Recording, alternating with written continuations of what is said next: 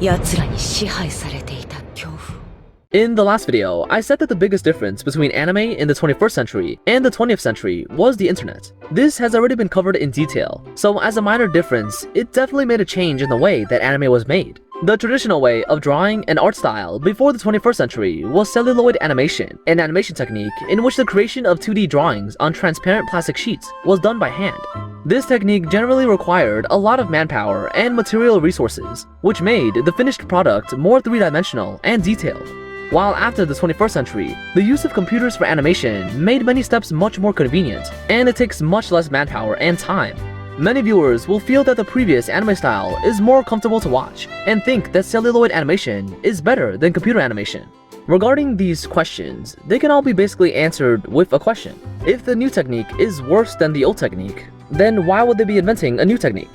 In the case with a large number of resources, computer animation will not be worse than celluloid animation. In the case of only a few resources, computer animation will certainly be better than celluloid animation. There are only two reasons why the viewers may feel this way. I'll use 1999's Hunterxhunter and Detective Conan to show these 2 points.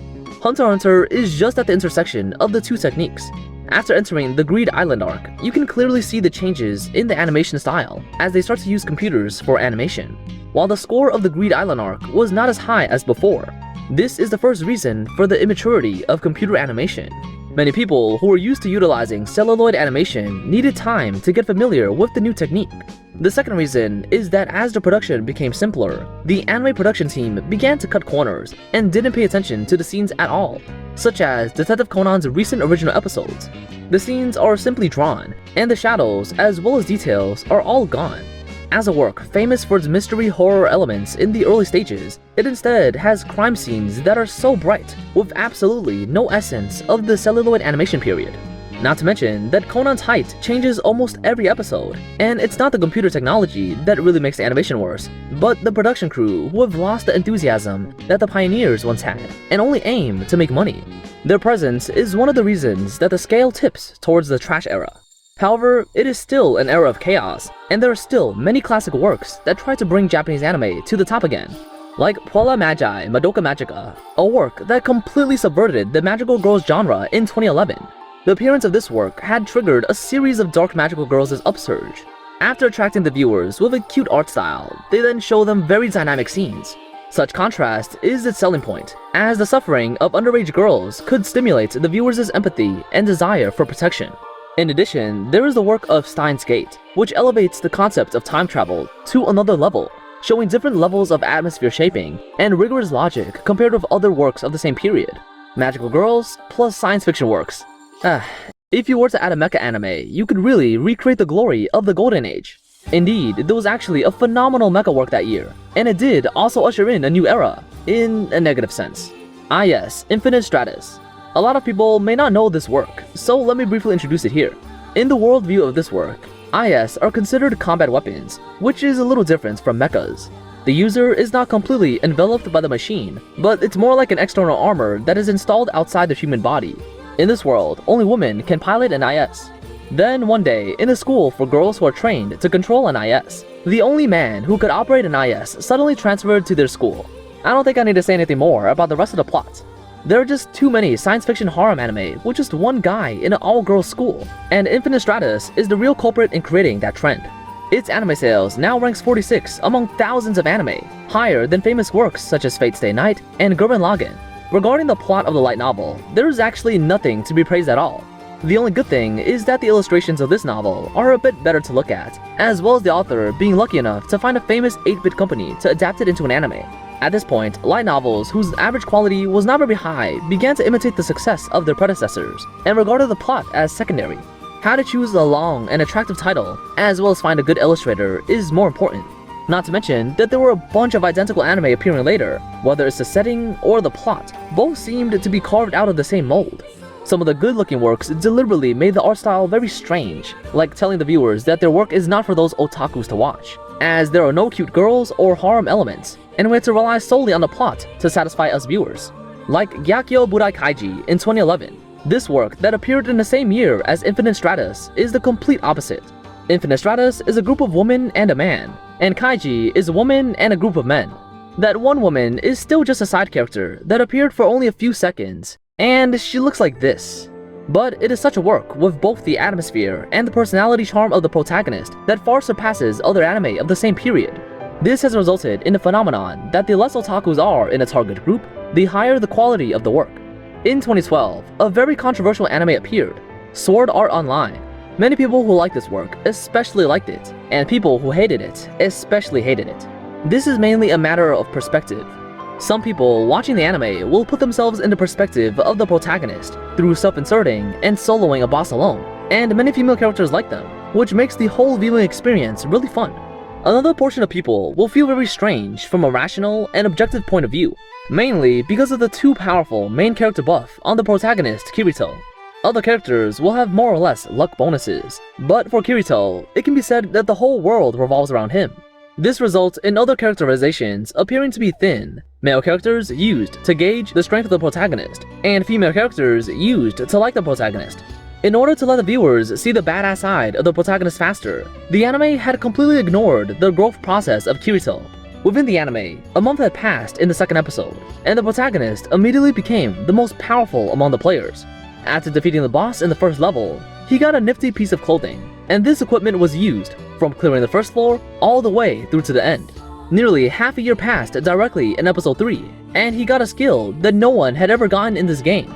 The anime skips a lot of things that should be worth mentioning, and it is obviously set in a game world, but there are a lot of mechanics that are impossible to appear in normal games.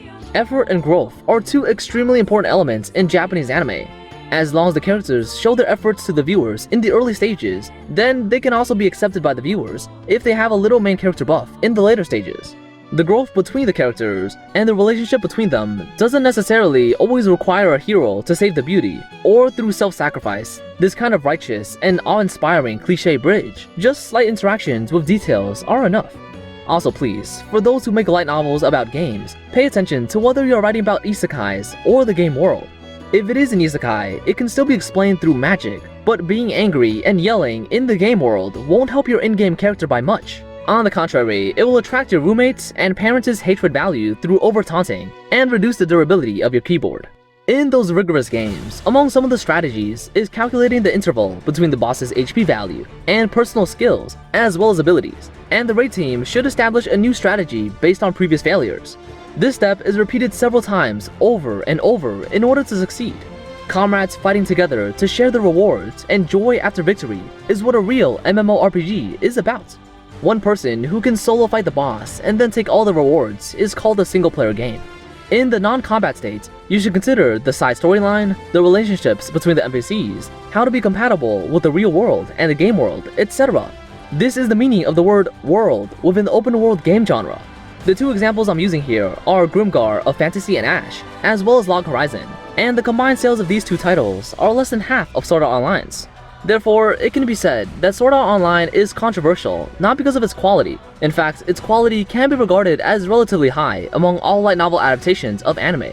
The real reason is that it is overrated, which has raised it to a level that it doesn't belong to. In the following year, another highly influential work like Sword Art Online appeared, Attack on Titan. The immersive setting and worldview, excellent plot, as well as Wit Studios' amazing attention to animation made this work shock the entire anime industry in the first episode. Of course, we can't forget the contribution made by those creators and YouTubers in spreading awareness of the anime. I've seen the meme of the Colossal Titan kicking the door countless times on social media. I believe that many people became interested in anime through Attack on Titan, which further expanded the distribution of anime fans. The special thing about Attack on Titan is that it doesn't make any sacrifices in order to cater to commercialization. For example, Detective Conan and Naruto are two works that had their entire main storyline content affected because of their over-commercialization. Take a closer look at the content expressed in the early stage of these two works, and then in the later stages. It's simply like watching two completely different anime. In order to extend the length of the main storyline, Detective Conan directly removed the original mystery of the Black Organization and turned it into an undercover training institution, while Naruto's early stages tells the story of a student with the lowest grades who defeated those geniuses through continuous efforts and became a hero recognized by everyone. Then, in the later stages, it all depended on talent, blood lineage, and even the plot setting of reincarnation. Those people who really work hard, training an entire lifetime to get the power that the protagonists are given in 3 days. Attack on Titan maintains its own theme all the way through to the end. Although the ending part is a bit controversial, it has never sacrificed the plot to please the viewers, providing countless foreshadowings, and the story that is purposely put together deserves the glory it receives. That same year, with another popular anime, Date Alive, airing in Japan, harem production seemed to have hit the limits of its series. I mean, harem anime was still watched by many people, but there were also many people who were tired of the hypersaturated harem industry. Most of the works shared the same template, not daring to explore a new branch on the path the pioneers had already traveled. And because some harem works with many ethical problems are actually fabricated harems, that is, there are many female characters who like the male protagonist, but the male protagonist can only choose one of them to get married to. In this harem process, anime with non-harem endings accounts for most of the total harem works. There is also the cowardly personality of the male protagonist, as the female character is always active and the male protagonist is always passive. Most of the personalities of the female characters are very thin, and the author only labels them tsundere or kudere with stereotyped labels, not arranging enough background stories to support their personalities, and then randomly arranging some bridge to make them like the male protagonist. In my last video, I said that there are still many classics in the harem anime genre, such as Clannad, Steinsgate, and The World God Only Knows, but they are simply the beginning of the harem genre, and they're also the ending of the non-harem genre. A really good pure harem work should be something like 2014's The Fruit of Grisaya series, with masculine male protagonists, and female characters with rich, not burdensome personalities, plus an ethics-shattering ending. Many authors couldn't do this, so they started taking shortcuts and set the target to medieval isekai works. In those years, polygamy was legal as long as men could earn enough money. From this year onwards, the craze of harem anime had been gradually absorbed by isekai works. Finally, one of the most prolific isekai harem anime in Japanese anime history had become mainstream, and the trash era was coming soon.